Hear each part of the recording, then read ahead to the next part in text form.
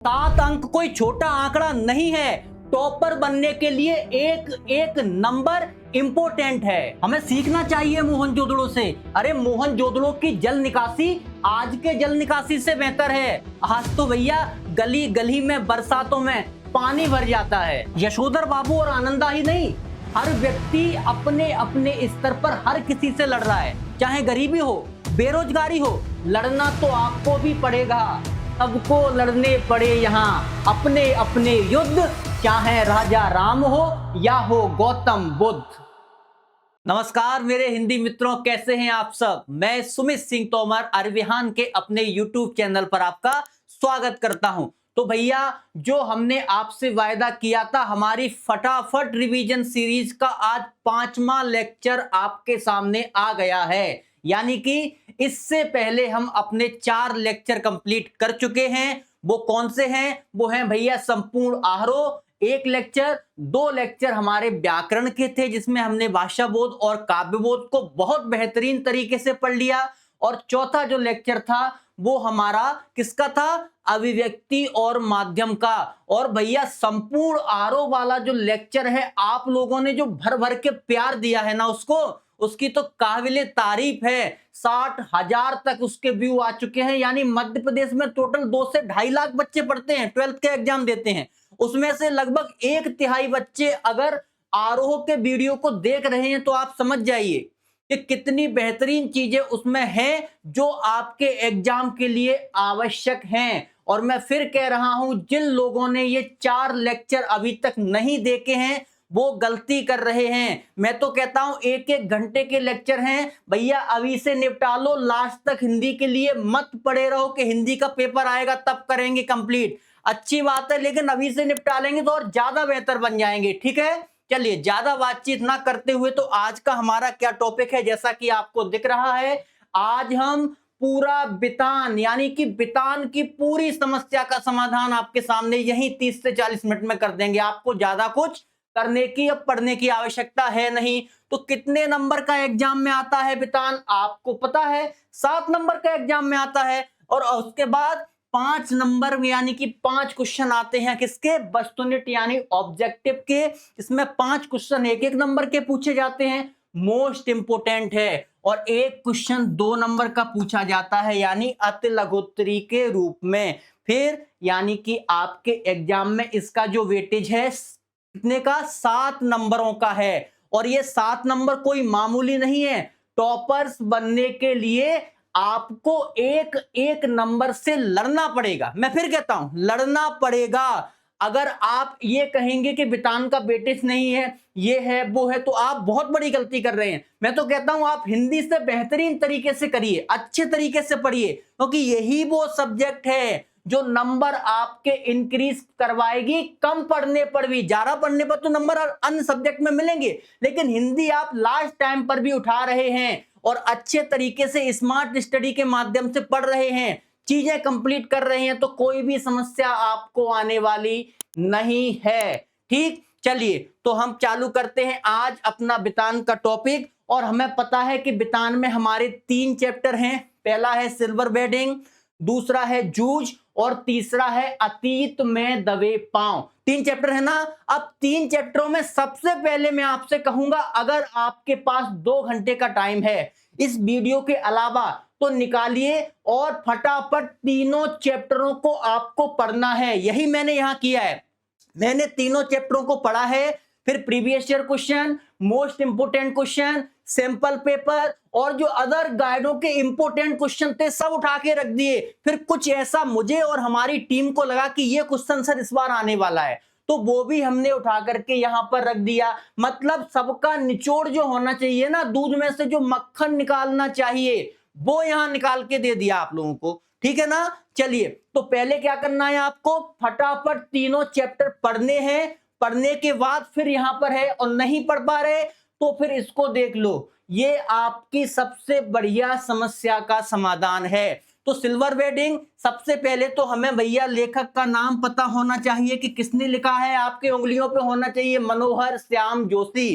कब का प्रश्न आया है? 2022, 24 और 25 में 3 बार प्रश्न पूछा गया है। तो आ जाते हैं सबसे पहले इसके ऑब्जेक्टिव, क्योंकि 5 नंबर के तो ऑब्जेक्टिव आने हैं, 1-2 नंबर का प्रश्न आना है, तो ऑब्जेक्टिव तो महत्वपूर्ण है। तो भैया ऑब्जेक्टिव की बात करें, सिल्वर बेडिंग कहानी के नायक कौन थे, आपको रटा होना चाहिए यशोधर बाबू। कौन थे? यशोधर बाबू, जिन्हें बाईडी पंत के नाम से भी जाना जाता था। यशोधर बाबू के विवाह की कौन सी वर्षगांठ थी? भैया सिल्वर का अर्थ ही 25 होता है, रट लो, सिल्वर का अर्थ क्या होता है? 25। तो भाई 25वीं वर्षगांठ थी। वेडिंग क्या होता है? शादी। तो सिल्वर वेडिंग यानी कि उनके विवाह की कौन सी? 25वीं वर्षगांठ थी। आगे आते हैं, यशोधर बाबू मूलतः कहाँ के रहने वाले थे? कुमाऊं, जो उत्तराखंड का एक जिला पड़ता है, एक क्षेत्र है, वहां के रहने वाले थे। अगर कोई भला मानुस आपसे पूछ ले कि कुमाऊं कहाँ पड़ता है, तो आप कहेंगे अरे भाई कुमाऊं पड़ता है उत्तराखंड में। उत्तराखंड कहाँ पड़ता है? उत्तर प्रदेश का पड़ोसी राज्य। जैसे आपका पड़ोसी छत्तीसगढ़ है, ऐसे उत्तर प्रदेश का कौन सा पड़ोसी है? उत्तराखंड है। यशोधर बाबू का तीसरा बेटा स्कॉलरशिप लेकर कहाँ गया था? पढ़ोगे चैप्टर तभी इसको गढ़ पाओगे। वो गया था अमेरिका, यानी कि अमेरिका लिखा हुआ है उस चैप्टर में। फिर क्या है? सिल्वर वेडिंग कहानी की मूल संवेदना क्या थी? अब आपको यह पता होना चाहिए कि कहानी पूरी, यानी कहानी का उद्देश्य क्या है, कहानी आपको समझाना क्या चाह रही है, उसे हम क्या कहते हैं? उसे हम मूल संवेदना के नाम से जानते हैं। तो कहानी क्या कहती है? पीढ़ी का अंतराल, मतलब सिल्वर बाबू और उनके लड़कों के बीच में एक पीढ़ी का अंतराल है क्या? दूसरा, पाश्चात्य संस्कृति का प्रभाव, क्या किसी और विदेशी संस्कृति का प्रभाव है? तीसरा, भौतिकता का प्रभाव, और चौथा, इनमें से कोई नहीं। तो आपको पता है कि भैया यशोधर बाबू और उनके लड़कों में तालमेल नहीं बैठ पाया, क्योंकि एक पीढ़ी का प्रभाव था ना, एक पीढ़ी का प्रभाव। यशोधर बाबू कुछ कहते हैं, उनके बेटे मॉडर्न जमाने के हैं, वो कुछ और कहते हैं। तो यही पीढ़ी का प्रभाव यशोधर बाबू के लिए कहीं कहीं समस्या का कारण बनता था। तो पीढ़ी का अंतराल। चौथा है सिल्वर वेडिंग पार्ट के लेखक, अभी मैंने शुरुआत में बताया भैया, मनोहर श्याम जोशी। तो ये चीजें आपको पता होनी चाहिए। यशोधर बाबू अपने परिवार से क्या अपेक्षा रखते हैं? बेसिक सी बात, आप अपने परिवार से अगर पिता होते तो अपने बच्चों से क्या अपेक्षा रखते हैं? आज्ञा का पालन करें। हर पिता चाहता है कि उनका बच्चा उनकी आज्ञा का पालन करे। दूसरा, परंपराओं का पालन करे। यह भी हर पिता चाहता है कि जो हमारे परिवार की, हमारी संस्कृति की, हमारी देश की परंपराएं हैं, उनका पालन करना भी आवश्यक है। सम्मान करे, वो भी सब चाहते हैं कि अपनों से बड़ों का भी और छोटों का दोनों का सम्मान करे। यानी कि ऑप्शन नंबर डी, उपर्युक्त सभी, इसका एकदम करेक्ट आंसर हो जाएगा। यशोधर बाबू का नाम है, मैंने क्या कहा अभी शुरुआत में ही, वाईडी पंत। वाई से ही तो यशोधर बना, वाई डी, यशोधर, वाई से यशो और डी से धर, पंत पूरा नाम था। ठीक है, तो यशोधर बाबू। फिर क्या है? लेखक ने यशोधर को किशनदा का कौन सा पुत्र कहा? किशनदा, लेखक ने कहा। किशनदा कौन? यशोधर बाबू के आदर्श। चैप्टर को याद करिए। किशनदा कौन? यशोधर बाबू के आदर्श, यानी कि जिनके नैतिक मूल्यों का पालन यशोधर बाबू आज भी करते हैं, जिनकी कही बातों का यशोधर बाबू पालन आज भी करते हैं, वो किशनदा, जिन्होंने यशोधर बाबू को शुरुआत में रहने के लिए, खाने के लिए जगह दी, वो किशनदा। तो वो ही तो थे। अब कौन हो गए? दत्तक पुत्र, यानी कि गोद लिया हुआ पुत्र तो है नहीं, नाजायज पुत्र तो है नहीं। मानस पुत्र, मानस मतलब मन से जिसे पुत्र माना हो। जैसे आप कभी कभी कहते हैं ना, मैंने मन से आपको, किसी लड़की को कहते हैं बहन मान लिया, किसी को बोलते हैं मैंने आपको अपनी माँ के समान माना है। तो मानस क्या है? कि मन से पुत्र मानना। किससे भैया? मन से। आप अपने किसी मन से अपने को पुत्र माने तो क्या होता है? वो मानस पुत्र कहलाता है। ठीक, चलिए आगे आते हैं। रिक्त स्थानों की पूर्ति करिए। ये प्रश्न वो हैं जो प्रीवियस ईयर में पूछे गए हैं, या अब पूछे जा सकते हैं, या सैंपल पेपर से हैं, या किसी गाइड, जो मुझे लगा कि ये इस गाइड में सही क्वेश्चन है, आपके एग्जाम में पूछा जा सकता है, वहां से है। तो अगला क्या है? यशोधर बाबू ने दफ्तर से लौटते ... जाने की रीत बनाई। सबको पता है कि यशोधर बाबू जब दफ्तर से लौटते तो डेली कहां जाते थे? बिरला मंदिर। उसकी लड़की कहती कि बाबूजी क्या आप इतने अभी बूढ़े थोड़ी ना हो गए हैं, क्या आप मंदिर मंदिर जाएंगे? अरे हमारे साथ आइए ना, यहाँ पर बैठिए। यशोधर बाबू नहीं सुनते हैं। ठीक, चंदन तिवारी दूर के रिश्ते में यशोधर बाबू कौन लगता था? भांजा। आप सिंपल सा दिमाग लगाइए, मामा तो वैसे ही लगेगा, क्योंकि यशोधर जो बाबू हैं वैसे भी एज में बहुत बड़े हैं, तो मामा तो नहीं हुए। कौन हुए? अब मामा होंगे अगर चंदन तिवारी, तो यशोधर बाबू से बहुत एज होंगे, तो मामा नहीं है। कौन होंगे उनके? भांजे हो जाएंगे। सिल्वर वेडिंग के कथानायक अपने आप को आदर्श मानते थे। किसको? किशन को। कथानायक कौन है सिल्वर वेडिंग का? यशोधर बाबू। अपना आदर्श किसे मानते हैं? किशन को। सब पता होना चाहिए ना, क्यों? चैप्टर पढ़ा होना चाहिए आपको। चलिए, एक शब्द एक वाक्य में उत्तर। यशोधर पंत अपनी घड़ी रोजाना किससे मिलाते थे? रेडियो समाचार से। आप जब पहला पेज खोलेंगे सिल्वर वेडिंग का, शुरुआत में ही लिखा है कि यशोधर बाबू रेडियो समाचार से अपनी घड़ी मिलाते थे। यानी कि रेडियो समाचार में जो टाइम दिया होता है ना, मतलब बोलते हैं जो टाइम, उसी टाइम पे मिला करके अपनी घड़ी मिला लेते थे कि इतना टाइम एग्जैक्ट हो गया है। किशनदा यशोधर को क्या कहकर बुलाते थे? तो भैया भाऊ कहकर बुलाते थे। ये वो क्वेश्चन है जो इंपोर्टेंट है, मैं फिर कह रहा हूं इंपोर्टेंट है, यहां से बाहर नहीं जाने वाला, एग्जाम के बाद आप स्वयं देखेंगे। तो जितनी मेहनत मैंने की है, जितनी मेहनत हमारी टीम ने की है, मैं चाहता हूं आप बार बार वीडियो को देखें, अपने दोस्तों को बताएं। इससे कम से कम ये होगा कि आप चीजों को कवर तो करेंगे और लोगों को करवाएंगे। कर भला तो हो भला। ठीक, चलिए सत्य सत्य पर आते हैं। श्री मनोहर श्याम जोशी को साहित्य अकादमी पुरस्कार से सम्मानित किया गया। सत्य है। मनोहर श्याम जोशी कौन है? सिल्वर वेडिंग पार्ट के लेखक। हिंदी के मैंने आपको बताए थे कि ज्ञानपीठ और साहित्य अकादमी 2 पुरस्कार होते हैं, तो इनको कौन सा पुरस्कार मिला? साहित्य अकादमी पुरस्कार मिला। अब आ जाते हैं कुछ इंपोर्टेंट क्वेश्चनों पर जो हमारे 2 नंबर के आते हैं। यशोधर बाबू की पत्नी समय के साथ ढल सकने में सफल होती है, लेकिन यशोधर बाबू असफल, ऐसा क्यों? 2022 में पूछा गया है। तो भैया कहते हैं यशोधर बाबू समय की पत्नी समय को अच्छी तरह से पहचानती है। मतलब वह जानती है कि बच्चों की सहानुभूति तभी प्राप्त की जा सकेगी जब बच्चों की सोच के अनुसार चलें। उन्हें पता है कि बुढ़ापे के सहारे बच्चे ही हैं उनकी पत्नी को, इसलिए जब बच्चों की सोच से अपनी सोच को मिलाया जाएगा तभी तो भैया हमारा बुढ़ापा अच्छे से कटेगा ना। जानती हैं व्यवहार में यही कहती हैं। दूसरे उनके व्यक्तित्व के विकास पर किसी विशेष बात का प्रभाव नहीं था, क्योंकि यशोधर बाबू किशनदास से प्रभावित थे, लेकिन उनकी पत्नी तो किसी से भी नहीं प्रभावित, है ना, किसी से प्रभावित नहीं थी। दूसरी तरफ यशोधर बाबू स्वयं को बदल नहीं पाते, वे स्वयं किसी ना किसी उलझन के शिकार हैं। वे सिद्धांतवादी हैं, वे कारण के परिवार के सदस्यों से तालमेल नहीं बैठा पाते। जब व्यक्ति स्वयं के सिद्धांतों से चलता है, जब व्यक्ति किसी दूसरे को अपना आदर्श मानता है, तब वो ये चाहता है कि सामने वाला मेरे सिद्धांतों से काम करे, सामने वाला मुझको अपना आदर्श माने। यशोधर बाबू चाहते हैं, तो ऐसा तो नहीं होगा। ऐसा इसलिए नहीं होगा क्योंकि उनके बच्चे ऐसी बात नहीं मानेंगे, और उनकी पत्नी ने ये सब कहा भी है। सिल्वर वेडिंग की भव्य पार्टी पर यशोधर बाबू को समहाउ इम्प्रॉपर लगने के बाद भी संतोषजनक रही। कैसे? समहाउ इम्प्रॉपर है, ठीक ठाक है ना भाई, कुछ खास ठीक नहीं लेकिन ठीक ठाक है। समहाउ इम्प्रॉपर, कुछ ना कुछ तो प्रॉपर नहीं है। इम्प्रॉपर मतलब कुछ उसमें प्रॉपर नहीं है, वो हो गया इम्प्रॉपर। यशोधर बाबू के घर पर सिल्वर वेडिंग की भव्य पार्टी के साथ साथ रही। घर को बहुत सुंदर सजाया गया, और जैसे ही अंदर पहुंचे बेटे ने देरी से आने का उलाना दिया। पढ़ा है चैप्टर अपने वेडिंग यानी कि एनिवर्सरी, 25वीं एनिवर्सरी के दिन भी भाई साहब लेट आते हैं यशोधर बाबू।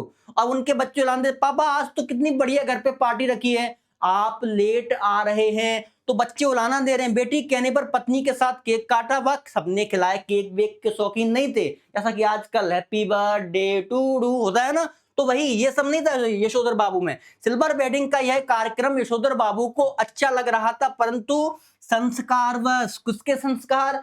किशनदा के बार बार दिमाग में घूम रहे थे कि यशोधर, किशनदा कह रहे हैं उन सपने में, यशोधर क्या कर रहा है, ये सब चीजें अपने उसमें नहीं है, अपने आदर्श में सब चीजें नहीं सिखाई जाती। तो भैया कहीं ना कहीं यशोधर बाबू उन सब चीजों को भूलने की कोशिश कर रहे हैं, अनिच्छा प्रकट कर रहे हैं, कह रहे हैं समहाउ इम्प्रॉपर कहा और पूजा के लिए चले गए। इस प्रकार हम कह सकते हैं कि यशोधर बाबू की अनिच्छा के बावजूद भी पार्टी संतोषजनक रही, क्योंकि बच्चों ने तो मेहनत की थी, सीधी सी बात है। ठीक, चलिए सिल्वर वेडिंग के आधार पर यशोधर बाबू के व्यक्तित्व की कोई 2 विशेषताएं 2022 में पूछा गया प्रश्न। यशोधर बाबू सिल्वर वेडिंग के नायक हैं, उनकी विशेषता क्या है भैया? परंपरावादी, किशनदा की बातों की मानते, संगति, जो बातें हैं जो चली आ रही हैं पिछले जमाने से उन्हीं चीजों को फॉलो कर रहे हैं। तो पहला तो परंपरावादी हैं, दूसरे क्या हैं? द्वंद्वग्रस्त व्यक्ति, यानी कि प्राचीन और आधुनिक संस्कृति के बीच द्वंद्व है। उनकी पत्नी और बेटे बेटियां कुछ कहते हैं, वो अपने अंदर किसी संस्कार में किसी आदर्श को स्वयं सजे हुए बैठे हैं, तो दोनों के बीच द्वंद्व है। क्या है? द्वंद्व, वही तो द्वंद्व है। कहते हैं ना कि एक युद्ध स्वयं के विरुद्ध, हमें पहले दुनिया से लड़ने से पहले खुद से लड़ना पड़ेगा। जब हम खुद से लड़ेंगे ना तब चीजें समझेंगे। तो वही द्वंद्व है। यशोधर बाबू की कहानी को दिशा देने में किशनदा की महत्वपूर्ण भूमिका रही। आपके जीवन में किसकी भूमिका है? लिख दीजिए। आपके भाई के, पिता की, बहन की। किसी को अपना आदर्श मानते हैं, विराट कोहली, सनी देओल, जिसको मानते हैं। आजकल बॉर्डर पिक्चर बहुत अच्छी चल रही है ना, बॉर्डर पिक्चर बहुत अच्छी चल रही है, तो आप लोग सनी देओल को भी अपना आदर्श मान सकते हैं। तो भैया जिसको भी आदर्श मानना है कि ऐसे ऐसे हमारे परिवार में उसकी महत्वपूर्ण भूमिका है, मैंने उनसे सीखा है, मैं उनके काम के प्रति अपने रुझानों को आकर्षित करता हूं, वो मेरे आदर्श हैं। जो भी कुछ आपको स्टोरी लिखनी हो लिख के आ सकते हैं। यशोधर बाबू ने किशनदा के क्वार्टर को मैस क्यों कहा? क्यों? किशनदा का असली नाम मोस्ट इंपोर्टेंट है, पूछा जा चुका है कि कृष्णानंद पांडे था। वे गोल मार्केट के क्वार्टर में अकेले रहते थे। कैसे? अकेले। लेकिन पहाड़ से आए कई लड़के उनके यहाँ ठहर जाते। पहाड़ मतलब उत्तराखंड के जो क्षेत्र के लड़के, क्योंकि वो भी वहीं से बिलोंग करते थे, तो उत्तराखंड के क्षेत्र के लड़के उनके यहाँ ठहर जाते थे। सब मिलकर खाने पीने की व्यवस्था करते थे। कोई सामान लाता, कोई पकाता और सब साथ बैठकर खाते। किशनदा ने यशोधर पंत को रसोइया बना दिया। क्या बना दिया? रसोइया। भैया रसोई का काम आपको देखना है, याद रखना। ये प्रश्न पूछा भी जा सकता है कि किशनदा ने यशोधर पंत को क्या बनाया। उसके बाद इस तरह उनके क्वार्टर पर घर कम और मेस ज्यादा लगता था। क्वार्टर क्या है? घर कम लगता था और मेस ज्यादा लगता था। इसलिए यशोधर पंत ने मजाक में सच्चाई में क्या कहा, ये तो भैया मेस वे ऐसे क्वार्टर नहीं है, ये मेस है। तो बस ऐसे मजाक में बोल गए वो, ठीक है ना। तो बस ये हो गया। चलिए अगले प्रश्न पर आते हैं। यशोधर बाबू दो विभिन्न कालखंडों में जी रहे, पश्चिम में या विपश्चिम में? उदाहरण से समझाइए। मैंने कहा ना कि भाई आधुनिक जीवन शैली से वो तालमेल नहीं बैठा पा रहे हैं अपने बच्चों और पत्नी से। ना तो वो सब चीजें, पत्नी और बच्चे नए फैशन, खान पान और सामाजिक गतिविधियों में रम चुके थे। पत्नी भी, क्योंकि जानती है बुढ़ापे के सहारे बच्चे हैं, जैसा वो कह रहे हैं, जिन चीजों को कह रहे हैं उनको फॉलो करो। पत्नी भी जानती है और कर भी रहे हैं। तो भैया एक तो ये चीज हो गई। दूसरी, यशोधर बाबू अपनी भाई पुरानी परंपरा और ढर्रे को साथ लेकर चल रहे हैं। मैं बार बार कहता हूं, पुरानी परंपराएं गलत नहीं है, पुरानी परंपराएं गलत नहीं है। जब मैंने मॉडर्न को समझाया था कि आधुनिकता क्या है, मॉडर्न क्या है, तो आधुनिकता वही है कि पुरानी परंपराएं, पुराने आदर्श, पुरानी संस्कृति को सजोकर नए की तरफ आकर्षित होना। नई की तरफ आकर्षित होना ही क्या है? मॉडर्न है। क्या है भाई? वही मॉडर्न है, वही आधुनिकता है। तो ऐसा नहीं है पुरानी चीजें छोड़कर हम नई की तरफ भाग जाएं, जैसा अमेरिका, ब्रिटेन, लंदन में होता है। कैसे कैसे कपड़े पे उनको फॉलो करें, लेकिन अपनी चीजों को ना भूलना भाई, अपनी सब चीजों को भूलना वो गलत है। तो ये सब चीजें हमें समझनी चाहिए। चलिए, तो ये हमारा चैप्टर कौन सा? सिल्वर वेडिंग समाप्त होता है। और दूसरा चैप्टर इसमें कौन सा है? इसमें दूसरा चैप्टर है जूझ, जिसमें मोस्ट इंपोर्टेंट दो बातें आपको याद रखनी है। पहले तो लेखक, जूझ लिखा किसने? जूझ लिखा है आनंद यादव ने। ठीक, किसने लिखा है? आनंद यादव ने। और कौन सी भाषा में लिखा है? जूझ आनंद यादव ने लिखा है, लिख लीजिए, मराठी भाषा में। किस भाषा में? मराठी भाषा में। और इसका हिंदी में अनुवाद किस व्यक्ति ने किया है? उनका नाम है केशव प्रथम वीर। क्या नाम है? केशव प्रथम वीर। जो आप ये वाला जूझ पढ़ रहे हैं ना हिंदी में, उसका हिंदी में अनुवाद किया गया है एक केशव प्रथम वीर नाम के व्यक्ति। ठीक, 2 पॉइंट आपको मिले, दोनों ही ऑब्जेक्टिव में पूछे गए हैं और फिर दोबारा से पूछे जा सकते हैं। कब आया प्रश्न? 22 में, 23 में, 24 में, लगातार आ रहे हैं, क्योंकि 3 ही चैप्टर हैं तो प्रश्न तो बराबर पूछे जाएंगे। चलिए ऑब्जेक्टिव की बात करते हैं। जूझ पाठ के लेखक है, बच्चों को पता है, हमारे आनंदा, यानी कि आनंद यादव। ठीक है, लेखक आनंद यादव अपनी मां को कहां ले गया? दत्ताजी राव के यहां। कहां ले गया?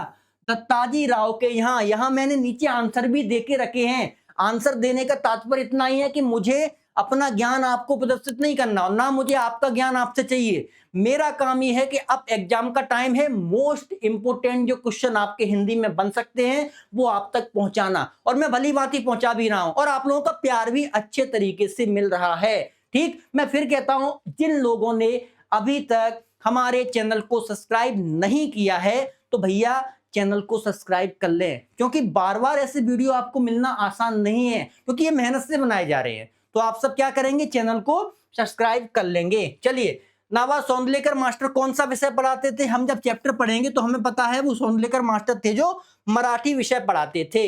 जूझ किस भाषा में लिखा गया? अभी मैंने आपको बताया, जूझ लिखा गया मराठी भाषा में। कहानी का शीर्षक जूझ का अर्थ क्या है? आप किसी चीज से जूझ रहे हैं, यानी संघर्ष कर रहे हैं। कहते हैं ना आजकल मैं अपनी इंग्लिश से बहुत जूझ रहा हूं। क्यों? याद ही नहीं होती सर, इंग्लिश याद नहीं होती। क्यों नहीं याद होती? क्योंकि हमारा सब्जेक्ट नहीं है अंग्रेजी। आप कहेंगे अंग्रेजी हमारा सब्जेक्ट, मतलब अंग्रेज देके गए थे ना जब अंग्रेज चले गए, उससे पहले देश में कहाँ अंग्रेजी थी? पहले तो हिंदी में शिक्षा होती थी। अब भाषा बदल गई तो आपको अंग्रेजी मिल गई। अब ऐसे पता चलेगा कि अंग्रेजी कितनी अच्छी बोल लेते हो उतने ही आप होशियार हो। ऐसा है ना? आपके समाज में भी होता है आजकल। तो बस वही है। तो क्या है जूझ का अर्थ? जूझ का अर्थ है संघर्ष। चलिए, जूझ में लेखक पढ़ना क्यों चाहता था? भैया कवि बनने के लिए। लेखक क्या बनना चाहता था? लेखक कवि बनना चाहता था। चैप्टर पढ़ लीजिए अभी तक अगर आपने नहीं पढ़ा है तो। जूझ मूलतः किस शैली में लिखा गया? आत्मकथानक। क्योंकि आत्मकथा क्या होती है? जब लेखक अपनी कथा स्वयं कहे, यानी कि अपने जीवन की पूरी बातों को जब लेखक स्वयं कहता है उसे क्या कहते हैं? आत्मकथा कहते हैं। तो आनंद यादव अपनी बातें ही तो बता रहे हैं जीवन की, तो वो आत्मकथा हो गया। मराठी भाषा में लिखी जूझ कहानी का हिंदी में अनुवाद किसने किया? अभी बताया, केशव प्रथमवीर ने। चलिए, रिक्त स्थानों की पूर्ति करिए। आनंद यादव का मन कहाँ जाने के लिए? पाठशाला। खेत वेत में तो जाते थे लेकिन पाठशाला जाने के लिए पिताजी कहते थे काम करो तब जाओगे, भैंस चराओ तब जाओगे, सब करके जाते थे भाई वो। जूझ कहानी लड़ते जूझते किसान मजदूरों का क्या है? संघर्ष की कहानी। अभी मैंने कहा जूझ का अर्थ ही संघर्ष होता है। बसंत पाटिल नाम का लड़का शरीर से मोटा आया था, दुबला पतला। तो भैया वो शरीर से कैसा था? दुबला पतला था बसंत पाटिल। फिर कह रहा हूं पढ़ लीजिए जूझ को। 3 ही चैप्टर हैं, 7 नंबर दे रहे हैं वो आपको। आनंद यादव का पूरा नाम क्या था? तो आनंद रतन यादव। लास्ट में ये बीच का याद रख लेना, आनंद यादव तो है आनंद रतन यादव। मंत्री मास्टर क्या पढ़ाते थे? मंत्री मास्टर भैया पढ़ाते थे गणित। क्या पढ़ाते थे? गणित। सौंदलेकर मास्टर क्या पढ़ाते थे? अभी बताया, सौंदलेकर मास्टर मराठी पढ़ाते थे। सत्य सत्य। जूझ कहानी गोदान उपन्यास का अंत है? बिल्कुल नहीं। गोदान मुंशी प्रेमचंद जी के द्वारा लिखी गई है। और जूझ के रचनाकार कौन है? हमारे आनंद यादव, जो उनकी आत्मकथा है, आत्मकथात्मक है। तो बिल्कुल अलग बात है। चलिए प्रश्नों पर आते हैं। 2023 में पूछा गया प्रश्न, लेखक के पिता ने आनंद को पाठशाला भेजते समय क्या शर्तें रखी? यहीं से आप चैप्टर पढ़ जाएंगे। तो भैया क्या रखी? दादा ने मन मानकर अपने बच्चों को स्कूल भेजने की बात तो ली, पर खेतीबाड़ी के बारे में उन्होंने निम्नलिखित वचन लिए। क्या लिए? पाठशाला जाने से पहले 11 बजे तक खेत में काम करना होगा तथा पानी लाना होगा, पहली बात। दूसरी, सवेरे सवेरे खेत पे जाते समय बस्ता लेकर जाना होगा, दूसरी बात। तीसरी, छुट्टी होने के बाद घर में बस्ता रखकर सीधे खेत पर घंटा भर पशुओं को चराना होगा। और चौथी बात, अगर किसी दिन खेत में ज्यादा काम होगा तो उसे पाठशाला नहीं जाना होगा। आप लोग कहते हैं सर हमारे घर में लाइट नहीं थी, सर हमारे घर में लाइट नहीं थी, हम पढ़ नहीं पाए। अरे सर बड़ी गरीबी रही है हम पे, हम ये चीजें नहीं कर पाए। पढ़ो ना। देखो आनंद यादव को घर वाले कह रहे हैं, आपके घर वाले तो सर पटक पटक के कहते हैं बेटा पढ़ लो, बेटा पढ़ लो। आप मोबाइल में लगे रहते हैं, कहीं ना कहीं घिसे रहते हैं, किसी को मैसेज कर रहे हैं। अब आजकल तो ठंड है, अरे सर ठंड बहुत पड़ रही है, ऐसी ठंड में उठने के मन ही नहीं करता है ना। ये सब बातें सीखो भाई आनंद यादव से। घर वाले कह रहे हैं कि खेत में काम करना पड़ेगा, बोलता है चलेगा, लेकिन स्कूल जाएगा। बोलते हैं गाय भैंस चरानी पड़ेगी, बोलता है चलेगा, लेकिन स्कूल जाएगा। फिर खेत में बोलते हैं कि स्कूल से वापस आकर खेत में काम करना पड़ेगा, बोलता है चलेगा, लेकिन स्कूल जाएगा। ये डेडिकेशन ही आज आनंद यादव को आनंद यादव बनाती है। क्यों? क्योंकि आज आप उसको पढ़ रहे हो। अगर आप उसको पढ़ रहे हो तो कोई ना कोई विशेषता तो है ना उनमें, वही विशेषता आपको अंदर लेके आनी है। जीवन में प्रत्येक व्यक्ति के जीवन में कहीं ना कहीं समस्या है, हर व्यक्ति लड़ रहा है। कोई बेरोजगारी से, कोई गरीबी से, कोई भुखमरी से, कोई शिक्षा से, कोई स्वास्थ्य से, सबसे कोई ना कोई लड़ रहा है। आपको भी लड़ना पड़ेगा। आप कोई अलग से आए हुए व्यक्ति नहीं है, आप भी इसी देश के निवासी हैं। यहां पर राम और किसने लड़ा है? गौतम बुद्ध लड़ लड़के तो गौतम बुद्ध हुए हैं, राम लड़ लड़के तो राम हुए हैं। आपको अपनी लड़ाई, अपना युद्ध स्वयं लड़ना पड़ेगा। ऐसा कहा गया है कि सबको लड़ने पड़े यहां अपने अपने युद्ध, चाहे राजा राम हो चाहे गौतम बुद्ध, लड़ोगे तभी आगे बढ़ोगे। चलिए सीखिए इनसे भाई।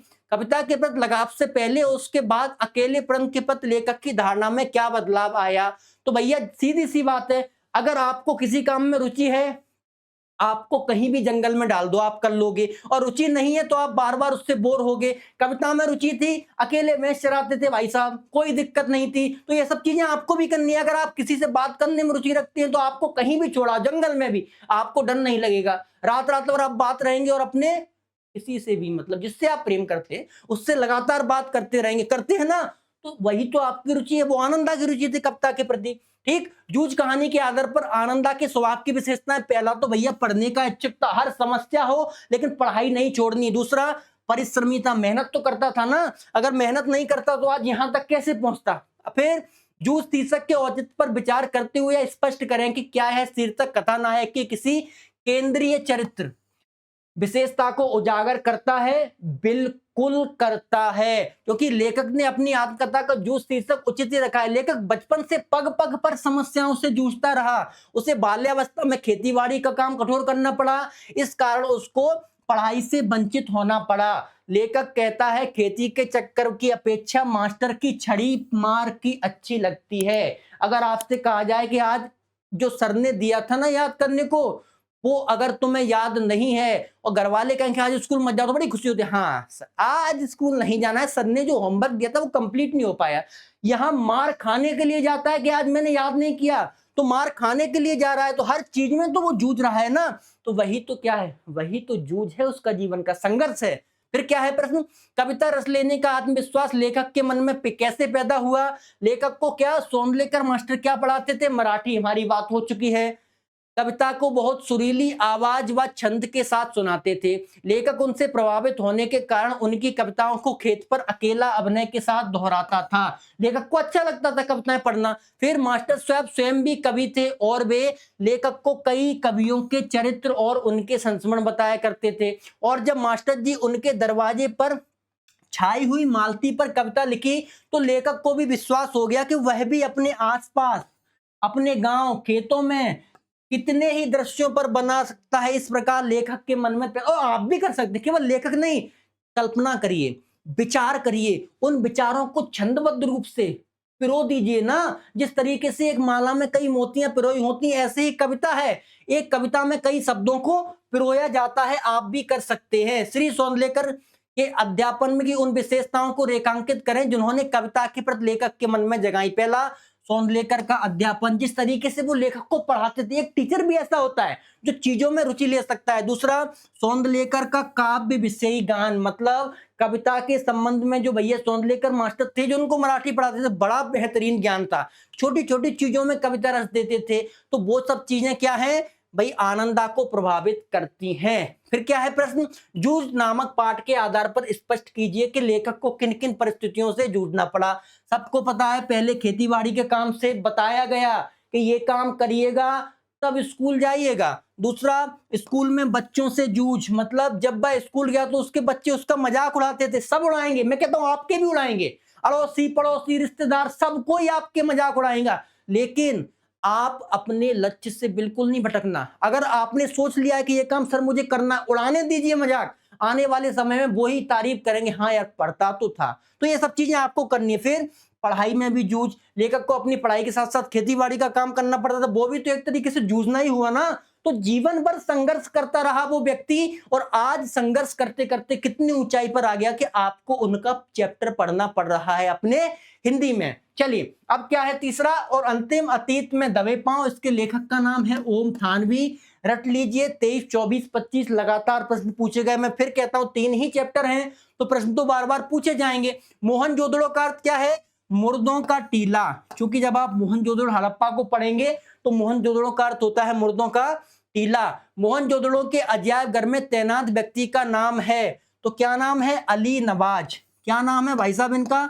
अली नवाब। आप चैप्टर पढ़ेंगे तो चैप्टर में जो लेखक हैं वो वहां जाते हैं तो अली नवाज नाम के व्यक्ति से मिलते हैं, उनसे कुछ पूछते हैं मोहनजोदड़ो के बारे में, तब वो बताता है। तो भाई वही नाम व्यक्ति, एक ही बार नाम लिया गया इनका अली नवाज को, और एग्जाम में प्रश्न पूछा जा सकता है, इसलिए आपको याद रखना है। मोहनजोदड़ो में किस नदी के तट पर स्थित है? तो सबको पता है सिंधु। मोहनजोदड़ो जो है वो सिंध नदी के तट पर है। और जो हड़प्पा है, और जो हड़प्पा है वो किस नदी के तट पर है? हड़प्पा रावी नदी के तट पर। मोहनजोदड़ो सिंधु और हड़प्पा रावी नदी के। मोहनजोदड़ो की मुख्य उपज क्या थी? ज्वार थी। सबसे पहले ज्वार ही मतलब उपजाई गई और ज्वार ही वहां व्यक्ति खान पान के लिए प्रयोग करता था। ठीक। मोहनजोदड़ो में तैरते हुए लेखक ओम थानवी को किसकी याद आई? भैया एक गांव है राजस्थान के जैसलमेर में, अभी हम बात करेंगे कुलधारा की, तो उन्हें वैसा ही लगा कहीं मैं कुलधारा गांव में तो नहीं आ गया लेखक ओम थानवी को, तो किसकी याद आई? ओम थानवी की। लेखक के अनुसार मोहनजोदड़ो नगर कितने हजार साल पुराना है? तो भैया वो है 5000 साल। लेखक ने कहा है देखने में ऐसा लगता है कि जैसे 5000 साल पुराना हो। राकलदास बनर्जी मोहनजोदड़ो कब आए? 1922 में। कब आए? 1922 में राकलदास बनर्जी ने मोहनजोदड़ो की खोज की और 1921 में किसकी? हड़प्पा की खोज की गई। चलिए अगला प्रश्न, अतीत में दबे पांव में किस सभ्यता का वर्णन है? सबको पता है मोहनजोदड़ो का। किसका वर्णन है? मोहनजोदड़ो का। फिर अतीत में दबे पांव रचना किस रूप में लिखी गई? तो लेखक वहां घूमने जाता है, तो जहां घूमने जाएगा उसे क्या कहते हैं? यात्रा वृत्तांत, और घूम करके उसको रिपोर्ट के रूप में प्रस्तुत करता है। रिक्त स्थानों की पूर्ति के। मोहनजोदड़ो में लगभग कितने कुएं थे? रट लीजिए 700 कुएं थे। ये वो क्वेश्चन है जो आपके एग्जाम से मैंने निकाले हैं और लेटेस्ट एग्जाम में पूछे गए हैं। फिर क्या है अगला प्रश्न? एक शब्द में उत्तर दीजिए। सिंधु सभ्यता में ईंटों की बनावट का अनुपात 1 2 4, 124 याद कर लीजिए। 1 2 का 4, 1 2 का 4 सुना है ना गाना, 1 2 का 4, 4 2 का 1, माय नेम इज लखन, है ना? तो वही याद कर लीजिए। सिंधु घाटी की सभ्यता में कौन से फल उगाए जाते थे? खजूर और अंगूर के। सिंधु घाटी सभ्यता में संतरे और अमरूद के फल उगाए जाते थे, सही है क्या? बिल्कुल नहीं सर, नहीं उगाए जाते थे। सिंधु घाटी सभ्यता में पत्थर और तांबे का प्रयोग नहीं होता था? होता था। पत्थर और तांबे का ही तो प्रयोग वहां किया गया, तो ये क्या हो जाएगा? बिल्कुल असत्य हो जाएगा। प्रश्न, फटाफट प्रश्नों को देखते हैं। मोहनजोदड़ो को देखते देखते लेखक को किसकी याद आई? तो मोहनजोदड़ो को देखते देखते भैया लेखक को अभी बताया कुलधारा की याद आई, और कहां है? जैसलमेर के मुहाने पर। ठीक। चलिए मोहनजोदड़ो की नगर नियोजन सभ्यता की विशेषताएं लिखनी है। तो पहले तो सबसे पहले यहाँ की जो सड़कें थी ना, इतनी चौड़ी थी और एक दूसरे को समकोण काटती थी। आजकल देखेंगे ट्रैफिक की बड़ी समस्या है, लेकिन मोहनजोदड़ो में ऐसा नहीं था। यहाँ जल निकासी की व्यवस्था भी बहुत अच्छी थी। आप देखेंगे आजकल थोड़ी सी बरसात हुई, चारों तरफ सड़क पे पानी भर गया, लेकिन मोहनजोदड़ो में इतनी बेहतरीन जल निकासी की व्यवस्था थी कि सड़कों पर पानी, आज से 5000 साल, कल्पना कीजिए, आज से 5000 साल पहले ये सब चीजें, ये सब व्यवस्थाएं मानव करके चला गया। तो हम कितने पीछे हैं उस युग से आज भी वर्तमान के युग में। ठीक। फिर सब सुनियोजित ढंग से नगर बसाए गए थे। ऐसा नहीं किसी का छज्जा, आजकल देखते हैं शहरों में उनका छज्जा थोड़ा बाहर निकला, इनकी बालकनी बाहर निकली, लड़ाई हो रही है आपस में ही। ऐसा नहीं था। गांव में उत्कृष्ट और उत्तम सब व्यवस्थाएं थी। हर नगर में अन्न भंडार थे, स्नानागार थे, बड़े बड़े कुएं, तालाब, बावड़ी थी, और चौकी पर सड़कें दोनों घर की ओर थी। मतलब ये सब व्यवस्थाएं मोहनजोदड़ो को प्रदर्शित करती हैं। आप पढ़िएगा इसको अच्छे से, आपको भी समझ में आएगा कि उस समय के मानव ने कितनी बेहतरीन काम कर लिए जो आज भी हम कर नहीं पा रहे हैं। ठीक। चलिए मोहनजोदड़ो के गढ़ों में क्या विशेषताएं थी? जो अभी मैंने बताया वही से, पानी वानी ये सब चीजें हैं, और वहां दूसरे रंग की चीजें मिलती है। दूसरा मतलब क्या होता है? मिट्टी के रंग जैसी। ठीक। तो इनको आपको एक बार पढ़ लेना है। सिंधु सभ्यता साधन संपन्न थी पर उसमें भव्यता का आडंबर नहीं। कैसे? मोहनजोदड़ो विश्व का सबसे प्राचीन नियोजित शहर है। क्या है? जैसे दिल्ली, मुंबई, चेन्नई, कोलकाता, ऐसे ही सिंधु सभ्यता में हड़प्पा और मोहनजोदड़ो बड़े बड़े दो शहरों में गिने जाते हैं।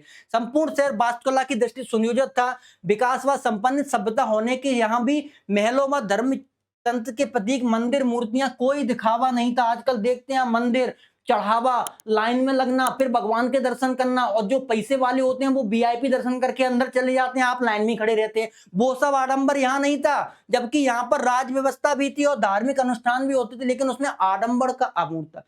कोई भी दिखावा नहीं, कोई भी ऐसी चीज जो आपको लगे यार जी हम नहीं कर पा रहे हैं क्योंकि हम पैसे में कम है, गरीब हैं, तो वो सब चीजें यहाँ नहीं थी। पुरातत्व के किन चिन्हों के आधार पर आप यह कह सकते हैं कि सिंधु सभ्यता ताकत शासित होने की अपेक्षा समझ से अनुशासित थी? तो भैया ये सब जितने भी चिन्ह आपको दिखाए गए हैं ये मोहनजोदड़ो के हैं। आप इनको देखेंगे और फिर पढ़ेंगे कि सिंधु सभ्यता में सर्वत्र कला साम्राज्य दिखाई देती। कहीं कहीं ताकत व प्रभुता की प्रतीक चिन्ह नहीं पाए गए।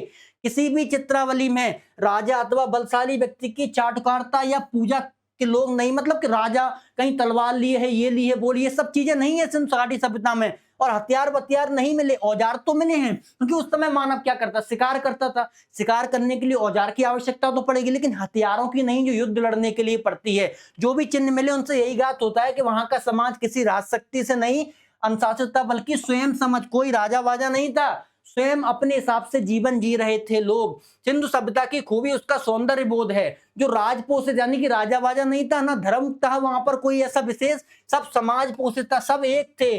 तो भैया सारा मोहनजोदड़ो एक परिवार की भांत था। तो ऐसा क्यों कहा गया? क्योंकि मुख्यतः राजाओं के संरक्षण कला का विकास होता है। जब भी आप देखेंगे, जब भी मौर्य काल पढ़ेंगे, हिस्ट्री पढ़ेंगे, गुप्त काल पढ़ेंगे, तो राजा के संरक्षण में ही ये सब काम हुए हैं। लेकिन मोहनजोदड़ो में ऐसा कुछ भी नहीं। कहीं कहीं धार्मिक आस्था कला का सर्जन होता था, लेकिन सिंधु सभ्यता ना तो राजपोषित है और ना धर्म पोषित। उसके पोषण में समाज के हर वर्ग का हाथ था। वह समाज के लोगों द्वारा समाज के लिए पोषित थी। प्रत्येक व्यक्ति उस समाज के लिए अपना अपना योगदान दे रहा था। चलिए, सिंधु घाटी में खुदाई से प्राप्त अवशेषों का अपने शब्दों में वर्णन कीजिए। खुदाई से मिले हैं, ये देख लीजिए, ये सब मूर्तियां वगैरह किससे? सिंधु घाटी सभ्यता में खुदाई से मिली, वही एक्चुअल फोटो लगाए गए हैं जो मिली हुई हैं। तो सिंधु घाटी में व्यापक खुदाई से बड़ी तादाद में क्या इमारतें, सड़कें, धातु व पत्थर की मूर्तियां, चौक पर बने चित्रित भांडे, मुहरें, साजो सामान, खिलौने आदि मिले हैं, जो उस समय उच्च कोटि कारीगरी को दर्शाता है। हम तो ये तक सोचते हैं कि भैया इतने साल पहले ताजमहल बन गया, कुतुब मीनार बन गया, लाल किला बन गया, छोड़िए ये तो 200-300 साल पुरानी बात है। आप जाएंगे ना, आज से 5000 वर्ष पहले की बात बता रहा हूं, तब इन चीजों को देखिए सर कितनी इंपोर्टेंट है। मोहनजोदड़ो की जल संस्कृति की 2 विशेषताएं, ये आपके सैंपल पेपर में मध्य प्रदेश बोर्ड ने पूछा है, इसलिए मुझे इंपोर्टेंट लगा और आप अच्छे से कर भी लीजिए। पहले विशाल स्नानागार, बहुत बड़ा स्नानागार मौजूद था, लगभग 39 फुट लंबा और 23 फुट चौड़ा, 8 फुट गहरा था। स्नानागार जहां स्नान किया जाता है, बावड़ी टाइप में, ठीक है। फिर सुसंगठित जल निकासी की व्यवस्था, यानी कि मोहनजोदड़ो में जल निकासी के लिए पक्की ईंटों से नालियां थी। जो आजकल देखते हैं कि थोड़ी बरसात हुई तो नालियों से पानी बाहर आने लगता है, आपके मोहल्ले गलियों में भर जाता है, ऐसा यहां नहीं था। कितनी बेहतरीन जल निकासी की व्यवस्था थी, जो घरों और सड़कों के गंदे पानी को मुख्य नालियों के माध्यम से नगर से बाहर ले जाती। यहाँ की बेजोड़ पानी निकासी, कुएं, कुंड और नदियों को देखकर ऐसा ही लगता है कि मोहनजोदड़ो की सभ्यता असल मायने में जल संस्कृति, एकदम बेहतरीन तरीके से पानी की निकासी, कहीं इधर ना जाए कहीं उधर ना जाए, जहां पहुंचाना है वहीं जाए, तो इसे बोलते हैं बेहतरीन जल निकासी। तो भैया ये आपका बितान कंप्लीट होता है, यानी कि जितने भी क्वेश्चन ऑब्जेक्टिव रूप में आपको बताए गए हैं और 2 मार्कर रूप में आपको बताए गए हैं, वो सब आप अच्छे से कंप्लीट कर लीजिए। मैं फिर कहता हूं, आपको बुक पढ़नी पड़ेगी। बुक पढ़ लेंगे तो कहां से प्रश्न देगा? वो 3 ही तो चैप्टर हैं, बुक पढ़ लीजिए, कहां से प्रश्न देगा? तो प्रश्न बस जितने भी देगा आप बना ही लेंगे, और इनको भी अच्छे से पढ़ के जाइए, क्योंकि ये मोस्ट इंपोर्टेंट प्रश्न आपके एग्जाम में है। आप लोग कमेंट बॉक्स में एक प्रश्न बार बार करते हैं कि सर पीडीएफ कहां है, पीडीएफ कहां है? तो पीडीएफ कमेंट में आपको पिन कर दी जाती है। तो कैसे ही आप कमेंट बॉक्स खोलेंगे, वहां पर नीचे ही पहले आपको पीडीएफ मिल जाती है, तो पीडीएफ का भी समस्या आपको नहीं रहेगी। और मैं फिर कहता हूं, जिन लोगों ने हमारे चैनल को सब्सक्राइब नहीं किया है, आप बहुत बड़ी गलती कर रहे हैं, क्योंकि हिंदी के अलावा भी और भी कैसे वीडियोस आ रहे हैं जो आपको क्विक रिवीजन करने को मिल रहे हैं। तत्काल आप उन सभी चीजों का रिवीजन कर लेंगे। तो बस मैं ज्यादा बातचीत नहीं कर रहा हूं, मैं बाकी के जो आपके हिंदी की वीडियोस हैं सब डले हुए हैं, उनको अच्छे से पढ़िए। बाकी की सब समस्या आप मेरे ऊपर छोड़ दीजिए, और जो भी टॉपिक हिंदी में आपको दिक्कत दे रहा है आप कमेंट करिए कि सर इस टॉपिक को आप एक वीडियो बना दीजिए, मैं आपके लिए बना दूंगा। आपके लिए अरविहान की टीम हमेशा तत्पर है। ठीक, ज्यादा बातचीत न करते हुए मैं अपनी वाणी को विराम देता हूं, और आशा करता हूं आप स्वस्थ रहें, मस्त रहें और जुड़े रहें अरविहान से। बहुत बहुत धन्यवाद आपका।